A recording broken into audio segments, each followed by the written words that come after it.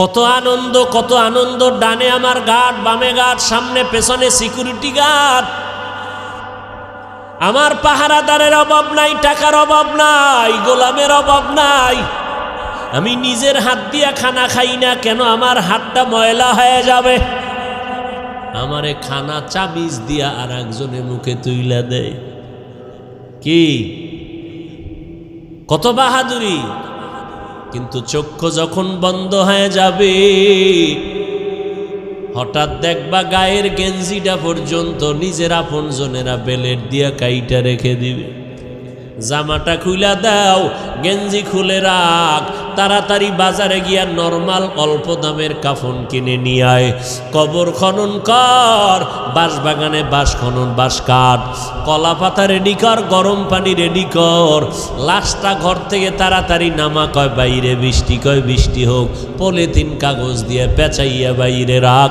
এখন আর মরা লাশ ঘরে রাখা যাবে না। কে কয় বাইরের মানুষ?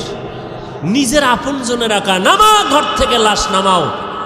কয় বৃষ্টি বাইরে, কয় বৃষ্টি টিষ্টি বুঝি না, ওগলা পাতা আর পলিথিন দিয়ে পেঁচাইয়া রাখো। ইমাম সাহেবরে খবর দাও জানাজার জন্য। বৃষ্টি এখন কি করি? 2 দিন বৃষ্টি চলে, একটু রাইখা দেই ঘরের মধ্যে, পাহারা দাও। কয় না, যেভাবেই হোক পলিথিন উপরে দিয়া কবর খনন কর, ভেতরে কোনো রকম রাখতে পারলেই হয়। দোয়া দায়ী লাগবে না, চাপা মাটি দিয়া চইলা আয়। এখন আর এই মরা লাশের পাহারা দিতে পারবো না। শুধু তাই না, করোনায় দেখাইয়া গেল। কয়েক মাস আগে তোমরা তো ফেসবুক শরীফের ভেতরে দেখেছো, এই যে ঢাকা বাড্ডা থানার ভেতরে আজদাহা 2টা সন্তান, মহিষের মতো 2 সন্তান।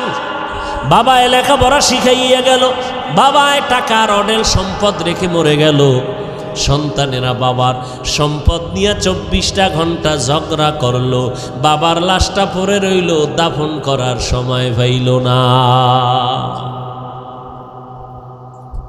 2 সন্তান, বাবার টাকা পয়সা নিয়ে ঝগড়া, বাবার লাশ দাফনের ফিকির নাই। এমন কুলাঙ্গার সন্তান জন্ম দিয়া কি লাভ হবে? আর এমন কুলাঙ্গারের বাবা দাবি করে কি লাভ? যেই সন্তানের মানুষ বরদোয়া করে, এই সন্তানের বাপ হইয়া লাভ কি হবে? এমন সন্তান জন্ম দিয়া কি লাভ হবে? একটা সন্তান যদি এমন হইতো, যেই সন্তানের আদর্শ দেখে আরো 10টা সন্তান ভালো হয়ে গেছে, যেই সন্তানের আখলাক দেখে স্কুলের বহু সন্তান আখলাকলা হয়ে গেল। স্কুলে ঠিকই পড়ে, কলেজে পড়ে, কিন্তু নামাজ ছাড়ে না, কারো সাথে খারাপ ব্যবহার করে না। এমন ছাত্র কলেজ স্কুলে আছে না নাই? যুবক দেখা হইলেই হুজুরের দেখে আগে সালাম দেয়। ওই সেদিন একটা ছেলে গেছে আপনাদের এই এলাকার, বাবা কোটি কোটি টাকার মালিক, কিন্তু আলহামদুলিল্লাহ ছেলেটা 1 ওয়াক্ত নামাজ বাদ দেয় না। কোরআন শরীফ পড়ে, স্কুল কলেজের পড়াও ঠিক রাইখা আবার আরবি লাইনের পড়াটাও পড়ে। এই সন্তান ও আজীবন স্কুল কলেজে পড়লেও তো সেলিউট দিব, ধন্যবাদ দিব, কলিজা খুইলা দোয়া আসবে, বরদোয়া আসবে না। আল্লাহ গো, এই যুবকের তুমি কবুল করে নাও। এমন একটা যুবক আমার সোনার বাংলাদেশে যদি কোনো জেলার এসপি হয়, ওই যুবকের এসপি গিরিটা চলবে, স্বর্ণের অক্ষরে ইতিহাস হয়ে থাকবে।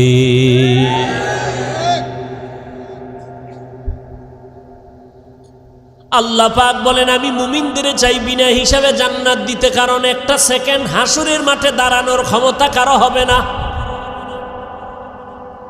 আর যারা গুণমুক্ত হইয়া তওবা নামের দরজা দিয়ে ঢুইকা কবরে যাবি রে বান্দা, কিয়ামতের ময়দানে আল্লাহ ডাকবে না, আয় সূর্যের গরম মাথায় লাগাইস না, সইতে পারবি না।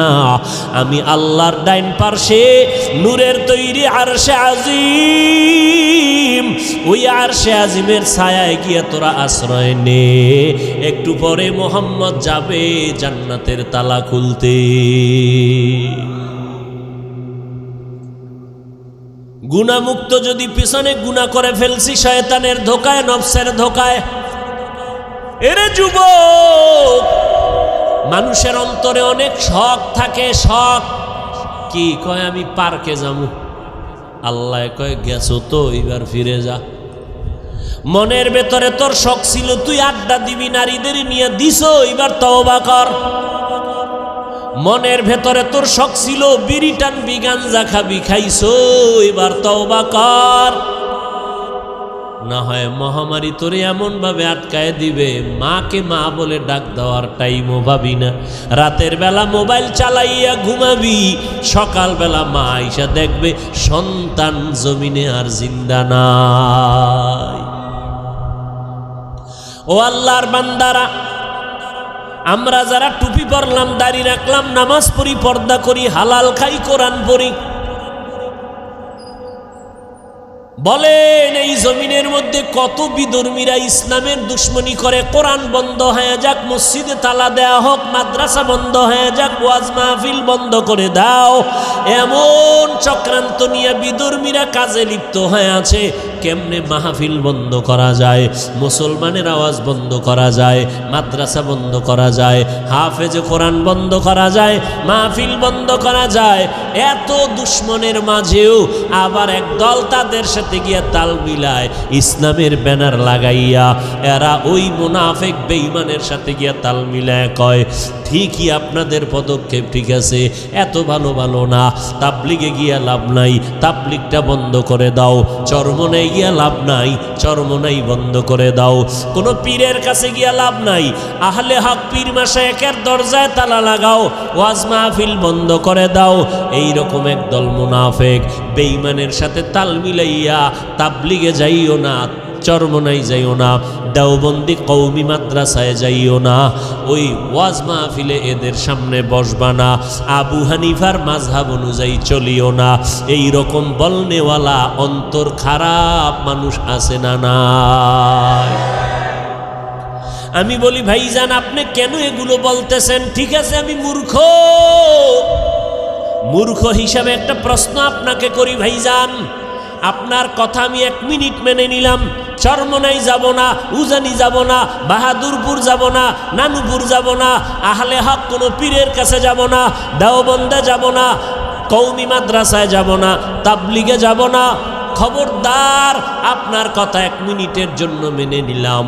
এইবার আমার মূর্খ হিসাবে আপনার কাছে দাবি, বলেন এই এই এই এই ঠিকানায় যাব না, তাহলে আমার তো আল্লাহ দরকার, আমার তো নবী দরকার, আমার তো মোনাজাতে কান্না দরকার, আমি গুনাহ থেকে মুক্ত হওয়া দরকার, আমি তো আমার হাতটাকে পবিত্র বানানো দরকার, আমি তো সুন্নাতওয়ালা পোশাক পরা দরকার। বলো এই এই ঠিকানায় যাব না, নতুন একটা ঠিকানা দাও যেখানে গেলে বয়ানে কান্না আসবে, দিলটা নরম হবে, আখেরাতের কথা স্মরণ হবে, দাড়ি বিহীনওয়ালা দাড়িওয়ালা হয়ে যাব, সুদখোরওয়ালা সুদ ছেড়ে দিব, বেপর্দাওয়ালা পর্দা করব, আল্লাহর নবীর সুন্নতের মালাটা গলায় লাগাবো। এমন একটা ঠিকানা আমাদের বলে দাও। এরা এদিকেও যাইতে দেয় না, ঠিকানাও নতুন দেয় না। তাহলে আমরা বুঝতেছি এরা আসলে আমাদের কল্যাণ চায় না, এরা বিধর্মীদের পা চাটা দালালি করে। এই যুবকেরা, সহজ কথা না বুঝলে আর কেমনে বুঝাবো? তাবলিগে যাব না, চরমনাই যাব না, আবু হানিফারে মানব না, কওমি মাদ্রাসায় যাব না, দেওবন্দির কাছে যাব না, সব ছেড়ে দিব। তবে কোথায় যাব? ঠিকানা দাও আলাদা, যেখানে গেলে দাড়ি উঠবে, টুপি উঠবে, দাড়ি উঠবে, পাগড়ি উঠবে, কান্না আসবে, আমল হবে, মা বাবার খেদমত করতে পারবো, আকীদা ঠিক হবে, এরকম একটা ঠিকানা দাও। ঠিকানাও দেয় না, ঠিকানাও।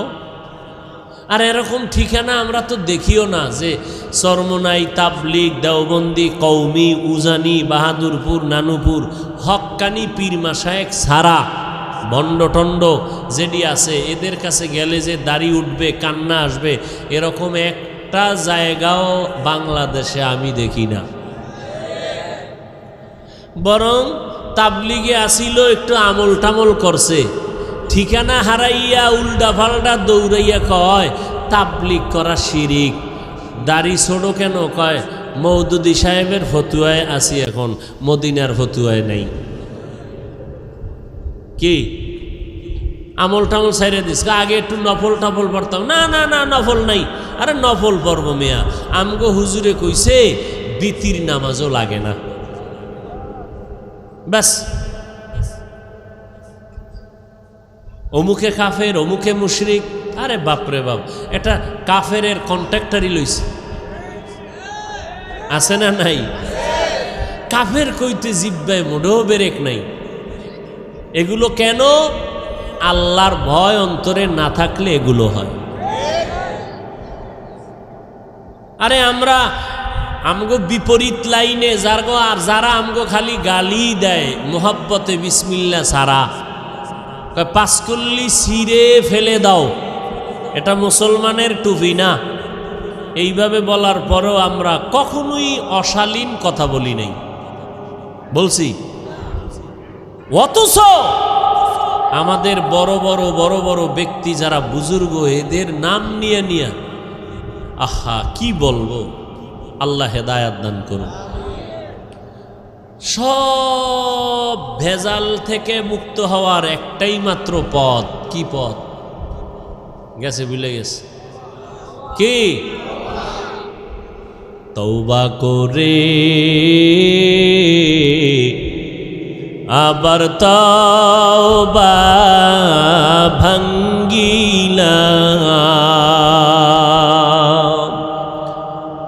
অবশেষে খাঁটি তওবা করিলাম, অবশেষে খাঁটি তওবা করিলাম। সকলেরই দরজা হইতে ফিরিয়া আপনারও দরজায় রইলাম পড়িয়া। আপনি যদি মাফ না করেন বান্দারে, বলে না আপনার বান্দা যাবে কার দ্বারে। আল্লাহ বলেন, বান্দা তওবা ভঙ্গ করেছ, আবার কর, আবার কর, আবার কর। কারণ আমি তওবাকারীকে কেমন ভালোবাসি জানো নি রে বান্দা? আমি আল্লাহ তওবা করনেওয়ালারে এত মোহাব্বত করি, গুনাহ করাটা এত মারাত্মক না, তওবা না করাটা যেমন মারাত্মক। আমি আল্লাহ পাক তওবার দরজা খুলে ডাকতে থাকি, ও বান্দা কি পরিমাণ গুনাহ করছো, আয় ক্ষমা চা, পাহাড় পরিমাণ এখনই মাফ করে দিব। কারণ এটা আমার স্পেশাল পাওয়ার। আমি আল্লাহ তোরে এতটাই মোহাব্বত করি, তওবা করবি। আমি আল্লাহর মোহাব্বত নিয়া জাহান্নামের ভয়, 2 ফোঁটা চোখের পানি ছেড়ে যদি তওবা করো, চোখের পানিটা গালের নিচে যাওয়ার আগে সব গুনাহগুলো মাফ করে দিব।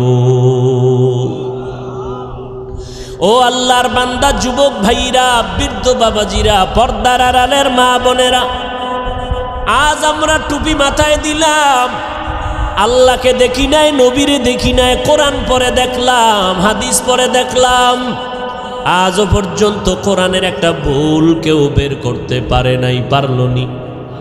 বরং বহু বেঈমান কোরআনের ভুল বের করতে গিয়া নিজেরা কালেমা পড়ে মুসলমান হয়ে গেল। ও যুবক আল্লাহর গোলাম, আজকে চোখের সামনে তাকাইয়া যদি দেখো, আমরা নবীর তরিকা মতো চলতে গিয়া না খাইয়া কেউ মরে যাই নাই। এত মহামারী করোনা গেল, কতজনার চাকরি নাই, কতজনার ব্যবসা নাই, কিন্তু কোনো কোরআনওয়ালা না খাইয়া মরে না।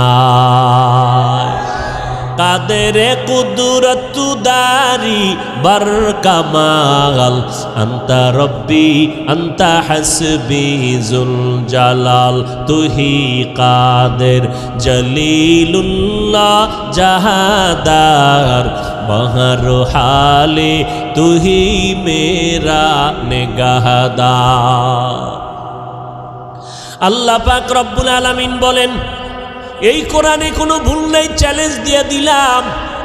ও যুবক, আজকে তুমি মনে মনে ভাবতেছো টুপি মাথায় দিলে মাথা গরম, দাড়ি লম্বা করলে যৌবনের ভাব চলে যাবে। ও আল্লাহর গোলাম, এত চিন্তা তো আমগো মাথায় ছিল। টুপি মাথায় দিলে মনে হয় স্বাধীনতা থাকবে না, না খাইয়া মরব না। ও যুবক ভাই, আপনারা যারা নামাজ পড়েন না, দাড়ি রাখেন না, পর্দা করেন না, হালাল খান না, নবীর তরিকা মানেন না, আপনারাও 3 বেলা খান, আমরা কোরআনওয়ালারাও 3 বেলা খাই, নাকি না খাইয়া থাকি? আপনারাও ঘুমান, আমরাও ঘুমাই, আপনারাও ব্যবসা করেন, আমরাও ব্যবসা করি, আপনারাও চাকরি করেন, আমরাও চাকরি করি, আপনারাও দেশ বিদেশ সফর করেন, আমরাও। তাহলে আমরা টুপি আর দাড়ির কারণে ঠগলাম কই? হ্যাঁ, বরং সম্মান তো আলহামদুলিল্লাহ 1000 কোটি গুণ আপনাদের তুলনায় কোরআনওয়ালাদের বেশি না কম? চেয়ারম্যান সাহেব দেখলেই সালামু আলাইকুম হুজুর দোয়া করবেন। নির্বাচনের আগে ইমাম খতিব সাহেবের কাছে গিয়া কয় হুজুর দোয়া করবেন, নির্বাচনে দাঁড়াইলাম। এমপি সাহেব দেখা হইলে দোয়া করবেন, সালামু আলাইকুম। মন্ত্রী মহোদয় দেখা হলে হুজুর দোয়া করবেন। এইভাবে অসুস্থ রোগী হসপিটালে কান্না করে, সন্তানেরা দৌড়ায় হুজুর দোয়া করবেন। 1 খতম কোরআন পড়েন। ও আল্লাহর বান্দারা, আজকে ধুলা দিয়া চোখের মধ্যে বাজে কথা বলে, হুজুরেরা ভিক্ষা করে খায়। খোদার কসম, হুজুরেরা ভিক্ষা করে খায় না, বরং মানুষের অন্তরে আল্লাহ এই পরিমাণ মোহাব্বত বাড়ায় দিলেন, মানুষগুলো কলিজা দিয়া হুজুরদের মোহাব্বত করে। একটা গাছে ভালো ফল হয়, কয় বড় ফলটা হুজুরের দিয়া দিমু, ইমাম সাহেবরে দিয়া দিমু। ভালো খানার আয়োজন করে, বলে ইমাম সাহেবরে দাওয়াত দাও, হুজুরের টাকা দাও, হাদিয়া দাও। এই হুজুরের প্রতি মায়া মোহাব্বত অন্তরে বাড়াইলেন কে? হুজুরেরা কাউকে বলে না আমারে 5 টাকা দাও, 10 টাকা দাও, না খাইয়া মরে গেলাম, না, বরং আল্লাহর কাছে দোয়া করে। আর আল্লাহর বান্দারা টাকা নিয়ে মাদ্রাসায় গিয়ে কয় হুজুর 10টা এতিম ছেলেরে 1 বেলা খানা খাওয়াইতে চাই, কি লাগবে? এই লাগবে বলে দিয়া দিলাম। আমার আম্মা জান অসুস্থ, একটু দোয়া করবেন। সম্মান তো দুনিয়ার লাইনেও কম নাই। এত দুশ্মনের মাঝে কোরআনওয়ালা টুপিওয়ালারা যদি এত সম্মান পায়, আখেরাতের ময়দানে একক ক্ষমতা থাকবে আমার আল্লাহর। ও বান্দা বলো, সেই দিন কোরআনওয়ালার সম্মান কেমন হবে? এগুলো বুঝানোর কোনো ভাষা নাই। এরে নবীর উম্মত, এ কোরআনওয়ালার দাম কত? জীবনে মাদ্রাসায় পড়ে নাই, তাবলীগের সময় লাগাইছে। এসপি সাহেব এখন তার মর্যাদা বেড়ে গেল, মন্ত্রী মহোদয় নামাজ পড়ে, দাড়ি রাখলো, কি ব্যাপার? কয় কোরআনওয়ালাদের সোহবত লাগাইছি, মন্ত্রী মহোদয়ের দাম বেড়ে গেল, মানুষ সম্মান করে, সবাই শ্রদ্ধা ভক্তি করে, মরিয়া গেল সবাই তার জন্য দোয়া করে। এরে নবীর উম্মতের দল, স্কুলের মধ্যে যেই ছাত্রগুলো নামাজ পড়ে, 2-1টা অন্তর খারাপ বলা ব্যতীত সবাই দোয়া করে। যেই সমস্ত ছেলেমেয়েরা আড্ডা দেয়, কি দেয়? আড্ডা দেয়, গান বাজনা করে। যেই ছেলেটা ক্লাসের মধ্যে একটু পর্দা, একটু নামাজ, এদিকে মাইল বেশি, এ মেয়েরাও কয় খবরদার এই ভাইরে ডিস্টার্ব করিস না, ও তো আমগো আড্ডা আইতে চায় না, ওর কায়দায় থাকতে দে। কথা ঠিক নেই? আল্লাহ পাক দেখায় দিলেন, রে গোলাম একটু নজর করে দেখো, তোমরা টুপিদারি রাখবা না কেন? বলো কেন? কি সমস্যাটা কোথায়? ব্যবসা চলে যাবে। কই টুপিদারিওয়ালারাও তো কোটি টাকার মালিক, ব্যবসা করে। তুমি কেন বলবা টুপিদারি রাখলে নবীর তরিকায় চললে পারি না? স্বাধীনতা কই? নবীর তরিকাওয়ালাদের তো স্বাধীনতা নষ্ট নাই, যেখানে সেখানে বেড়াইতে যায়, সফর করতেছে, কোনো দিক থেকে তো পেছনে নাই। তুমি কেন নবীর তরিকা মতো চুলটা রাখবা না, দাড়িটা রাখবা না, পর্দা করবা না? এবার আসো আর একটা লাইনে তাকাও। তোমার আমার মতো যুবক র্যাব, আর্মি, পুলিশ, বিডিআরের চাকরি করে, দাড়িওয়ালা নামাজি আছে না নাই? বিবেকটাকে জিজ্ঞাসা করো, বাবা তুমি কেন পারবা না? তোমার আমার মতো যুবক রাস্তায় গাড়ি চালায়, দাড়িওয়ালা নামাজি ড্রাইভারের অভাব নাই। আজান হয়ে গেল, গাড়িটা ব্রেক কইরা মসজিদে দাঁড়ায় গেল। মুক্তাদ সব ড্রাইভার, হেল্পার, কন্ট্রাক্টর, যাত্রীরা পর্যন্ত নামাজ আদায় করে মসজিদে। হাইওয়ে রোডে ঘুরলে দেখবা, যাইবার সময় দেখবা নামাজের টাইমে গাড়ি রাস্তায় দাঁড়ানো, লাইন দিয়া দাঁড়ায় গেছে সব যাত্রীরা নামাজে, ড্রাইভার নামাজে চলে গেল। এরে নবীর উম্মতের দল, তোমার আমার মতো যুবক দেখো ময়দানে কৃষিকাজ করে, দোকানে কর্মচারী, নামাজ দাড়িওয়ালার অভাব নাই, এক বেলার নামাজও বাদ দেয় না। রিক্সা চালায় বান্দা, কোমরে গামছা বান্দিয়া এত কষ্ট করে, এক বেলার নামাজও বাদ দেয় না। না খাইয়া থাকবে, তারপরও কোনোদিন হারাম খাবে না, সুদ খাবে না, লোন উঠাবে না। ও আল্লাহর বান্দা, তারা যদি পারে তোমরা কেন পারবা না? বাহাদুরি বাহাদুরি ভাব, মনে মনে ভাবতেছো হুজুরেরা তো আসলে ফকির, এরা তো গরিব। আসলে না, আমরা গরিব না, কারো কাছে ভিক্ষা করে আমরা চলি না। তুমি যদি একটু জ্ঞান খাটাইয়া তদন্ত করো, তোমার বাবার যে এত টাকা পায় কই, তুমি যদি তদন্ত করে দেখবা, হয়তো তোমার বাবায় জাকাতটা ঠিক মতো দেয় না, তোমার বাবায় হালাল হারাম মিশ্রিত কইরা ব্যবসা করে, তোমার বাবায় জুলুম কইরা কইরা টাকা পয়সা নেয়, অথবা সরকারের টাকা চুরি কইরা এরপরে নিজের পুঁজি বাড়ায়। ও বাবা, দেখবা তোমার বাবার থেকে ডাকাত আর কেউ নাই। হুজুরেরা চোর না, ডাকাত না, বরং তুমি খোঁজ নিয়ে দেখো হালালভাবে ব্যবসা কয়জনে করে, হালালভাবে চাকরি করিয়া কে কয়তলা বিল্ডিং করেছে, একটু নজর করে দেখো। কোনো হুজুরকে তোমরা ছোট মনে করিও না। আসলে এগুলো ছোট মনে কইরা কি বুঝায়, তোরা হুজুর হবি না, এটা বুঝানোর জন্য একটা চাপা দিল। হুজুরদের উপরে দোষ চাপাইয়া চায় আমার যুবক সমাজ যেন হুজুর না হয়। কি হবে? ডাকাত, সন্ত্রাস হবে, সন্ত্রাস, কলম চোর, সরকারের টাকা চোর, আর লেখাপড়ার জীবনে হবে বিদ্যা চোর। কি চোর হবে? যেই বিদ্যা পড়িয়া শিক্ষিত, বড় দামি চেয়ারে বসে, সেই শিক্ষার পাতা চিরা চিরা জুতার ভিতরে ঢুকায় নকল। আছে না নাই? বিদ্যার সাথে এখনই যদি বেয়াদবি হয়, এই সন্তানের দ্বারা আদর্শ সমাজ গঠন হবে না। ও আল্লাহর বান্দারা, যদি বাহাদুরি বাহাদুরি ভাব দিয়া হুজুরদের বিদ্যাঙ্গুলি দেখাইয়া বলো টুপি পরব না, দাড়ি রাখবো না, নামাজ পড়ব না, দেখি কে কি করে, আল্লাহ কয় নবী জানায়া দেন, ওরে করব কি হুজুরে করবে না, আমি আল্লাহই করব। যদি সীমা বেশি লঙ্ঘন করে আমি দুনিয়াতেই ধরবো, ওর কিডনি নষ্ট করে ফেলবো, ওর হাত পাও নষ্ট করে ফেলবো, আমি আল্লাহরে অসুস্থ বানাইয়া বিছানায় ফালায় রাখবো, এমন রোগ দিব যেই রোগের চিকিৎসা কোনো কেউ ডাক্তার করতে পারবে না, আমি আল্লাহ। এরপরে স্থায়ী ধরাটা দেব মরার পর। কেমন? ওই কবরে যেদিন সাদা কাপনের প্যাকেট হইয়া যাবি রে বান্দা, কে পীর সাহেব, কে মুরিদ, কে বাবা, কে সন্তান, কে ডাক্তার, কে রোগী, ভেদাভেদ নাই। ওই কবরে যদি বান্দা যাওয়ার পর ডানে বামে উপরে নিচে সামনে পেছনে মাটি আর মাটি, অন্ধকার, পাড়াইয়া পাড়াইয়া মাটি দিল, মাথার মুষ্টি পায়ের মুষ্টি খোলা, দুইজন ফেরেশতা কবরে আসবে তিনটা প্রশ্ন করার জন্য। রবের পরিচয় দাও, ধর্মের পরিচয় দাও, রাহমাতুল লিল আলামিনের পরিচয় দাও। ওরে দুনিয়াতে যারা বিদ্যাঙ্গুলি দেখাইছো আর বাহাদুরি করে বলছো আমরা টুপি পরব না, নামাজ পড়ব না, ওলামায়ে কেরামের কথা মানব না, বরং বিরোধিতা করব, নবীর তরিকায় চলব না, আল্লাহর হুকুম মতে কোরআন পড়ব না, নবীর আদর্শের সুন্নতের জবাই করব, এরা এই অবস্থায় যদি কবরে যাও ওই তিনটা প্রশ্নের জবাব দিতে কেউ পারবে না। নবী বলেন তাৎক্ষণিকভাবে আমার আল্লাহ রাগান্বিত হইয়া ফেরেশতাকে বলবে, ও কবরের ফেরেশতা, এই নাফরমানের আর সুযোগ দিও না, এখনই কবরে জাহান্নামের বিছানাটা বিছাইয়া দাও, জাহান্নামের সাথে একটা রাস্তা বানাইয়া দাও, কবরে জাহান্নামের আগুন গুণ, একটা না দুইটা না 70 থেকে 99টা সাপ কবর এসে ভরে যাবে। আমার আল্লাহ রাগান্বিত হইয়া কুদরতের আওয়াজ দিয়া বলবেন, ও কবরের মাটি, এই গুনাহগার নাফরমানের দুই পার্শ্ব থেকে জোরে জোরে চাপ দাও।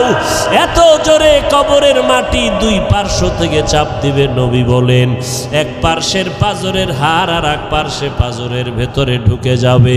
ও আল্লাহর বান্দা, এইরকম আযাব একদিন আর দুদিন না, কিয়ামতের সিংহায় ফুৎকার দেওয়া পর্যন্ত কবরে হতে থাকবে। ওই কবরের আযাব এত ভয়ঙ্কর, এত মারাত্মক। জান্নাতি সাহাবী 10 জনের মধ্যে একজন হযরত ওসমান রাদিয়াল্লাহু তাআলা আনহু কবরের কিনারা দিয়া গেলেই হাউ মাউ করে চিল্লাইয়া কান্না করতেন। জান্নাতি সাহাবী ওসমান কবরের কিনারা দিয়া গেলে কান্দেন কেন? ওসমান বলে, মরণের পর কবর হলো প্রথম ঘাঁটি। যদি আমি ধরা খাইয়া যাই, আমার উপায় নাই। ওই ভয়ে আমি চোখের পানি ধরে রাখতে পারি না, কবরের আযাবের ভয়ে। আল্লাহর নবী বলেন, কবরের আযাব এতটা ভয়ঙ্কর, সমস্ত মাখলুকতেরা দেখতে পায়, শুনতে পায়, আর মানুষ আর জিনেরা শুনবে না, দেখবে না। এই জন্য দেখা যায় কত গুনাহগারের কবরের পাশে গরুর গোয়াল ঘর, লাশটা দাফন করে সবাই চলে গেল। সকালবেলা ওইটা দেখে গরু একটাও গোয়াল ঘরে নাই। একটা গরু পেঁচাইয়া জায়গায় মরে গেল, আবার কিছু গরু রশি সিরিয়া পালাইয়া গেল। আবার অনেক সময় দেখবেন কবরস্থানের দিকে তাকাইয়া কুকুর ঘেউ ঘেউ করে চিল্লায়, কারণ ওরা কবরের আযাব দেখতে পায়, শুনতে পায়। কবরের আযাব সহ্য করতে পারে না রে বাবা। আল্লাহর কাছে তওবা করো। যার কপালে হেদায়াত আছে, আল্লাহ তার এই ময়দান থেকে হেদায়াত দিয়ে দিবেন, চোখে পানি আসবে। আর যার কপাল বড় খারাপ, গুনার কারণে দিলটা এত পরিমাণ পাথরের মতো শক্ত, দিল নরম হয় না, চোখেও পানি আসে না রে বাবা। মা বাবার বেয়াদবি, ওলামায়ে কেরামের বরদোয়া লেগেছে কপালে, এখনো সময় আছে রে বাবা, মাওলার কাছে তওবা করে নাও। মরণ তো একবার হবে। হায়াতের মালিক আল্লাহ, ইজ্জতের মালিক আল্লাহ, রিজিকের মালিক আমার আল্লাহ। অতএব আমি ডাক্তারি পড়ি, ইঞ্জিনিয়ারিং পড়ি, চাকরি করি, ব্যবসা করি, আমার আল্লাহকে আমি ভুলবো না, নবীর তরিকার বাহিরে চলবো না, গুনাহ নিয়ে কবরে যাব না, পেছনের গুনাহ থেকে তওবা করে ফেলবো। জীবনে যতদিন বেঁচে থাকবো, মরিয়া গেল আর গুনার কাছেও যাব না। মোবাইল নিয়ে গুনার প্র্যাকটিস করব না। তওবা করার সবার ভাগ্য হবে না। আল্লাহ যার অন্তর দিয়া কবুল করবে তওবার জন্য, তার কপাল খুলে যাবে। তবে তওবার জন্য আল্লাহর কাছে তৌফিক চাইতে হবে। ও আল্লাহর বান্দারা, আল্লাহর মোহাব্বত যাদের অন্তরে আছে, একবার অন্তর দিয়ে আমার আল্লাহকে মনে মনে ডেকে বলো, হে মালিক, আমার মতো গুনাহগার এই ময়দানে আর একজনও নাই। আমাকে মানুষ কত মাওলানা, হুজুর বলিয়া সম্বোধন করে সম্মানের চেয়ারে বসাইল। কত মানুষ আইসা দোয়া চায়, পানি পরা নেয়, হুজুর আমার মা অসুস্থ, একটু পানিতে দম করে দেন, আমার মা যেন সুস্থ হইয়া যায়। ওরে কত মানুষ সম্মান আর ভক্তি শ্রদ্ধা করিয়া দোয়া নিল, অথচ আমি আমার আমল নামার দিকে তাকাইয়া দেখলাম আমার মতো গুনাহগার এই ময়দানে আর কেউ নাই। গুনার কারণে আমার হাত না পাক, আমার চোখ না পাক, আমার জিহ্বা না পাক, আমার অন্তর না পাক। ও আল্লাহর বান্দা, তওবার নিয়ত করো, আল্লাহর কাছে বলো, হে আল্লাহ, এই ময়দান থেকে তওবা ওয়ালা নসিব করিয়া ফিরাইয়া দেন। আর জীবনে নামাজ ছাড়বো না, বেপরদায় চলবো না, মা বাবারে কষ্ট দিব না, ওলামায়ে কেরামের বিরুদ্ধে যাব না, দেশ ও জাতির বিরুদ্ধে কোনো ষড়যন্ত্র করব না। যাদের অন্তরে কোনো নেফাকি নাই, দুর্বলতা নাই, অন্তর পাক্কা নিয়ত তওবা করার মতো, তাদেরকে অনুরোধ করে বলবো, আল্লাহর মোহাব্বতে খাঁটি তওবার নিয়তে দুটো হাত আল্লাহকে দেখাইয়া দেই। আয় আল্লাহ, আমাদের হাতগুলো কবুল করে নেন, তওবা কবুল করে নেন, তওবার উপরে মজবুত হইয়া চলার মতো তৌফিক দান করেন, আমিন। সব মুমিনদেরকে তওবার কথা বললেন, বেদিনদেরকে বললেন না কেন? বিধর্মীদেরকে বললেন না কেন? বলে জান্নাত শুধু মুমিন পাবে, অন্যরা পাবে না। আর মুমিনরা যেহেতু জান্নাত পাবে, আর জান্নাতটা আমি বিনা হিসাবে দিতে চাই, অতএব বিনা হিসাবে দিতে হলে গুনাহমুক্ত করা লাগবে। আর মুমিনরাই জান্নাত পাবে, বিনা হিসাবে পেতে হলে গুনাহমুক্ত লাগবে। আর গুনাহমুক্ত করার পথ কি? পথ কি? তওবা। তওবা নামের সাবান লাগাও, তাহলে আর কোনো গুনাহের গন্ধ থাকবে না। গুনাহের থেকে তওবা করো। আর এই তওবার অবস্থা তৈরি করার জন্য উলামায়ে কেরামদের মজলিস। তওবা কি হঠাৎ করে কেউ করতে পারে? একজনে বিড়ি টানেই টানে, এ অজে আসার আগেও বিড়ি, মোনাজাতের পরেও বিড়ি। কথা ঠিক নেই? তাহলে এই লোকটাকে যদি বলি এক্ষুনি বিড়ি ছেড়ে দাও, পারবে? বলে তওবার পরিবেশ তৈরি করার জন্য উলামায়ে আহলে হকের সংস্রব লাগবে, মজলিসে বসতে হবে। বসলে তখন তাদের নেক নজর পড়বে, আল্লাহর রহমত আসবে, গুনাহ থেকে তওবা করার অন্তর তৈরি হয়ে যাবে। সোহবতে সালেহ তোরা সালেহ কুনাত, সোহবতে তালে তোরা তালে কুনাত। মাইকলা কই?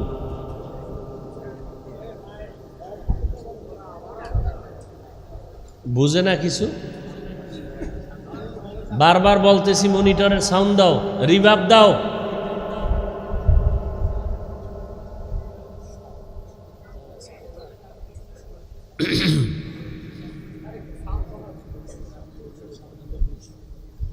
আল্লাহ ওয়ালাদের সোহবতে গেলে নবীজি বলেন মুর্দা দিল জিন্দা হয়। কি দিল জিন্দা হয়? জোরে খান।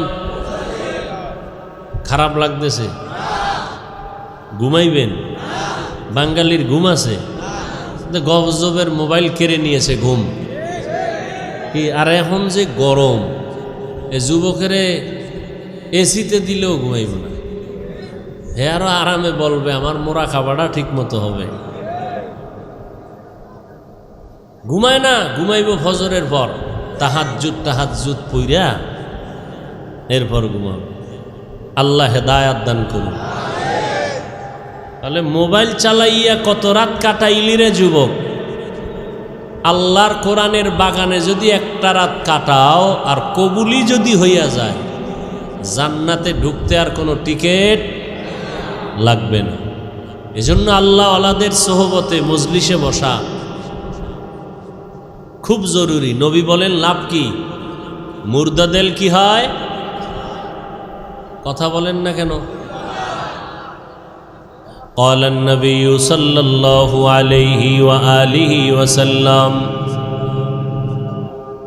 عليك بمجالسة العلماء واسمع كلام الحكماء فإن الله لا يحيي القلب الميت بنور الحكمة كما يحيي الأرض الميتة بوابل المطر।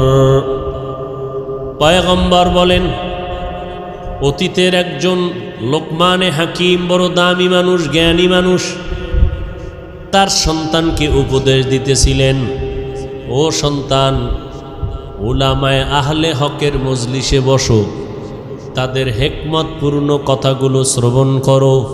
কি লাভ হবে? বলে তাদের হিকমতপূর্ণ কথাগুলো শুনলে আল্লাহ মুর্দা দিলওয়ালাগুলোকে জিন্দা দিলে পরিণত করে দিবেন। লোকমানে হাকিম তার সন্তানকে এই উপদেশ দিতেছেন, আর সেই উপদেশের কথা নবীজি সাহাবাদেরকে শুনাইতেছেন।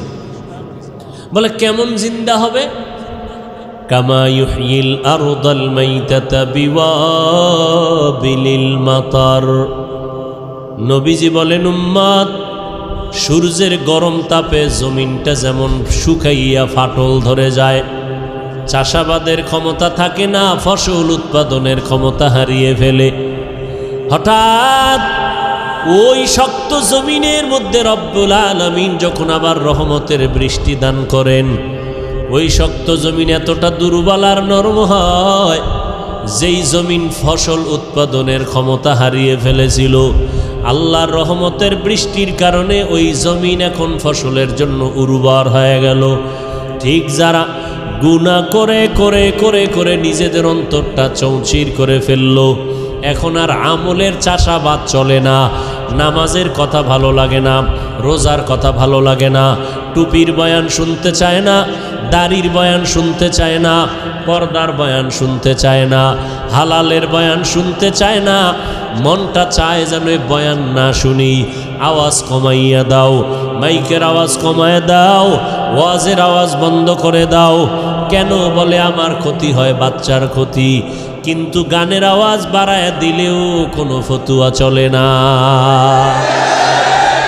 এরকম অন্তরওয়ালা আছে না নাই? এদের অন্তর সাফ না নাপাক? মরিচিকা পড়ে গেছে, গুনাহের মরিচিকা অন্তরে পড়ে গেল। আল্লাহর নবী বলেন, উলামায়ে আহলে হকের চেহারা দেখো আর তাদের মজলিসে বসবা, কারণ আর কোনোদিন মুহাম্মদ আমার শেষ নবী, তার চেহারা দেখতে পারবা না, তার সামনে বসতে পারবা না। যার সামনে একটা সেকেন্ড বসলে জীবনের পরিবর্তন এক সেকেন্ডে হয়। মাদ্রাসায় 12 বছর 16 বছর লেখাপড়া কইরা যা অর্জন করি, আল্লাহওয়ালাদের সোহবতে গিয়া 30-40 বছর জিকির করিয়া যা অর্জন করলাম। আমার মায়ার নবীকে আল্লাহ এত পাওয়ার দান করেছিলেন, নবীর সামনে একটা সেকেন্ডেই তা অর্জন হয়ে যাইত। কাদের কুদরত দারি বর কামাল, আন্তা রব্বি আন্তা হাসবি জুল জালাল, তুহি কাদের জলিলুল্লাহ জাহাদার, বহর হালে তুহি মেরা নেগাহদার। উলামায়ে আহলে হকের মজলিস। এখন হাজারো আফসোস যদি করো, নবীজির সামনে বসার আর ভাগ্য তোমার হবে না রে গোলাম। কারণ কিয়ামতের আগে আমার নবী কখনো আসবে? قال النبي صلى الله عليه وآله وسلم سيكون في أمتي دجالون كذابون قريب من 30 كلهم يزعم أنه نبي وأنا خاتم النبيين لا نبي بعدي أو كما قال النبي عليه الصلاة والسلام। পয়গম্বর বলেন, অচিরেই আমি আখিরি নবী মুহাম্মদ বিদায়ের পরে 30 জনের কাছাকাছি এমন কিছু ব্যক্তি আসবে যারা নিজেদের নবী দাবি করবে। আসলে এরা দাজ্জাল, এরা কাজ্জাব, এরা মিথ্যাবাদী, এরা মিথ্যা সত্য সংমিশ্রণ করিয়া বলবে আমি নবী দাবি করলাম, আমি নবী। আল্লাহর নবী বলেন, ওয়া আনা খাতামুন নবিয়্যিন লা নাবিয়্যা বাদি, আমি হইলাম শেষ নবী, আমার পরে কোনো নবী আর নাই। শেষ নবী কে? মুহাম্মদ। এরপরে আর কোনো নবী আছে? এরপরে নবী ভবিষ্যৎবাণী করলেন 30 জনের মতো লোক হবে, এরা দাবি করবে নিজেদেরকে কি? এর মধ্যে এক কাদিয়ানি, গোলাম আহমদ কাদিয়ানি এলো ডাইরেক্ট আমার রসুলের নবুয়তকে অস্বীকারকারী। বুঝেন না কথা? শেষ নবী আমার নবীরে মানে না। আবার একদলে আমি নবী বলে নাই, কিন্তু এমন কথা বলেছে মনে হয় জানো তিনি নতুন নতুন শরীয়তের আবিষ্কারক। নবী ভাব, নবী না কিন্তু কি? নবী ভাব। নবী ভাব অন্তরে জমা করে কয় মুহাম্মদ নবী ঠিক, তবে নিষ্পাপ না। নিষ্পাপ না হইলে নবী কি? পাপী। হ্যাঁ, আল্লাহ হেদায়াত দান করুন। সারা দুনিয়ার আহলে সুন্নাত ওয়াল জামাতের আকীদা, সমস্ত নবীরা নিষ্পাপ, কোন নবীর কোনো গুনাহ নাই। যদি কেউ বলে আছে তার ঈমান চলে যাবে। আর যদি আমার নবীর ব্যাপারে কয় হ্যাঁ, তাহলে তার ইমান থাকবে? জোরে বলেন। খুব সাবধান। আরে আপনারা ভাবতেছেন এই কথা কে কইবে, এত বড় সাহস? আমাকে সোনার বাংলায় আমরা হুজুরেরা আছি, মাদ্রাসা আছে, তাবলিগ আছে, চরমনে আছে, দাওবন্দি, কওমি, এর মধ্যে কে বলবে? আরে ভাই, আমগো মতো লঙ্গি ভরা মোল্লা না, বড় টাইটেলওয়ালা বক্তা স্টেজে উঠে বলে নবীরাও ভুল করেছিলেন। বক্তা সাহেবকে কোনো তর্ক নাই, আগে জবাব দাও, এই কথা উম্মতেরে বলার দ্বারা ইসলামের উপকার কি? তোমার কথা সঠিক ব্যাঠিকের কিলাকিলি পরে, আগে জবাব দাও, উম্মতেরে এই কথা বলার দ্বারা ইসলামের লাভ কি বলো।